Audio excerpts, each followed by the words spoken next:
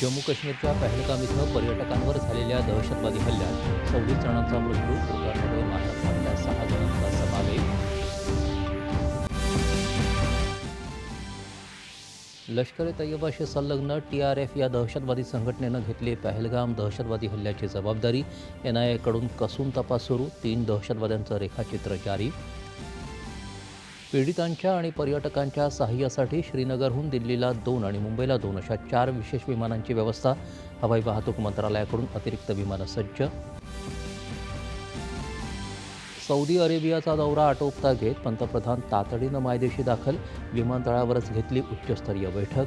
आज मंत्रिमंडळ सुरक्षा समितीची बैठक होण्याची शक्यता. दहशतवादाविरोधातला लढा सुरूच राहील असं सांगत कोणत्याही परिस्थितीत हल्लेखोरांना सोडणार नाही असा निर्धार पंतप्रधानांकडून व्यक्त. दहशतवादी हल्ल्यातील मृतांना केंद्रीय गृहमंत्री अमित शाह यांच्याकडून श्रीनगरमध्ये श्रद्धांजली अर्पण. मृतांच्या कुटुंबियांचं केलं सांत्वन.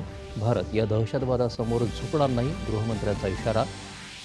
केंद्रीय गृहमंत्री अमित शाह पहलगाममध्ये घटनास्थळी दाखल. प्रत्यक्षदर्शींशी साधला संवाद. रुग्णालयात जाऊन जखमींची विचारपूस. राष्ट्रपती पंतप्रधानांसह देशभरातल्या सर्वपक्षीय नेत्यांकडून भ्याड दहशतवादी हल्ल्याचा निषेध करत शोकसंवेदना व्यक्त.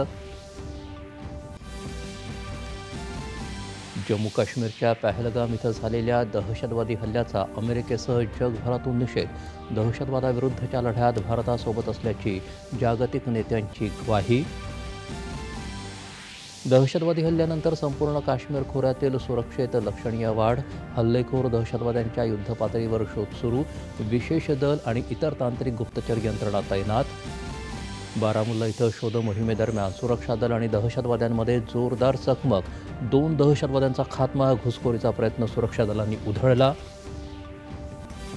आणि दहशतवादी हल्ल्याच्या निषेधार्थ राजकीय आणि सामाजिक संघटनांकडून आज जम्मू काश्मीर बंदची हाक. स्थानिक नागरिकांकडून निषेध मोर्चे.